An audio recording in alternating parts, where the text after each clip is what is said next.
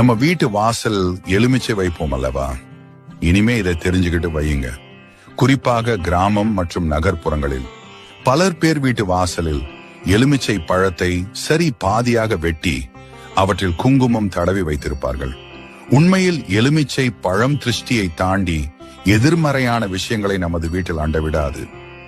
எலுமிச்சை பழத்தை கட் செய்து நமது வீட்டு வாசலில் வைக்கலாம்.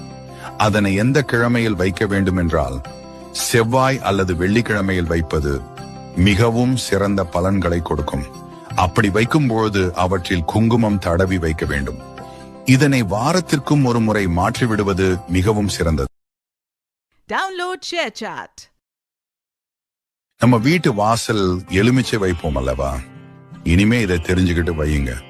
குறிப்பாக கிராமம் மற்றும் நகர்ப்புறங்களில் பலர் பேர் வீட்டு வாசலில் எலுமிச்சை பழத்தை சரி பாதியாக வெட்டி அவற்றில் குங்குமம் தடவி வைத்திருப்பார்கள்.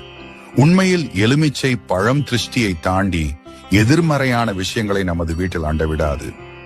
எலுமிச்சை பழத்தை கட் செய்து நமது வீட்டு வாசலில் வைக்கலாம். அதனை எந்த கிழமையில் வைக்க வேண்டும் என்றால் செவ்வாய் அல்லது வெள்ளிக்கிழமையில் வைப்பது மிகவும் சிறந்த பலன்களை கொடுக்கும். அப்படி வைக்கும்போது அவற்றில் குங்குமம் தடவி வைக்க வேண்டும். இதனை வாரத்திற்கும் ஒரு முறை மாற்றிவிடுவது மிகவும் சிறந்தது.